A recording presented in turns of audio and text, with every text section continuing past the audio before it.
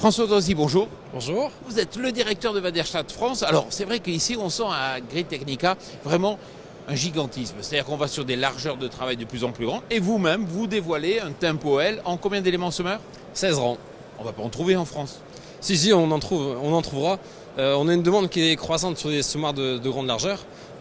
Autant augmenter le débit de chantier sur la vitesse d'avancement, mais aussi sur la largeur de travail. Et c'est à demande d'agriculteurs français et on a déjà des prospects en cours et non, ça avance. On voit une trémie aussi avec un nouveau design? Oui, alors ça c'est l'évolution normale.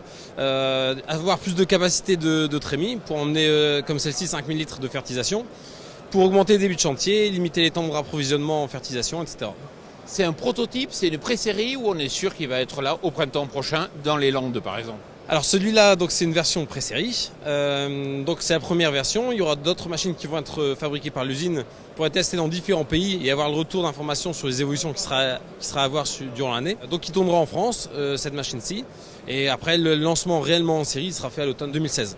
Alors vous avez d'autres innovations, effectivement on a vu le système SIDAI qui permet de mesurer le nombre de graines au mètre carré presque, mais à l'hectare on va dire en temps réel. On a la capacité aussi aujourd'hui de voir des systèmes Wi-Fi. C'est vrai que vous faites partie des gens qui disent on peut avoir un système Wi-Fi en toute sécurité pour pouvoir accéder aux données machines sans risquer forcément le dépliage de façon impromptue d'un des éléments. Vous êtes persuadé que la sécurité est au rendez-vous?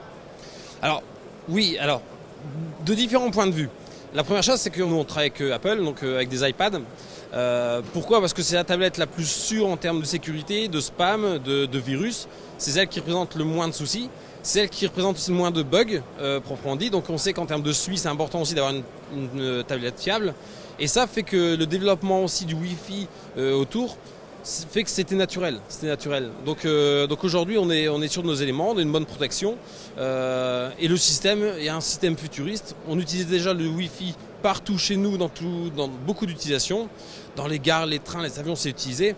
Pourquoi est-ce qu'en agricole, on ne pourrait pas l'utiliser? Ça paraît être une évidence. Alors on voit apparaître sur le semoir effectivement des antennes e-service. Alors dessous on va retrouver un boîtier Wi-Fi qui va générer peut-être la connectivité à 80-100 mètres, je ne sais pas. Mais on risque demain de voir aussi des antennes de réception GPS. Quel est l'intérêt aujourd'hui de proposer un GPS sur un semoir alors qu'il y en a déjà un souvent sur les tracteurs?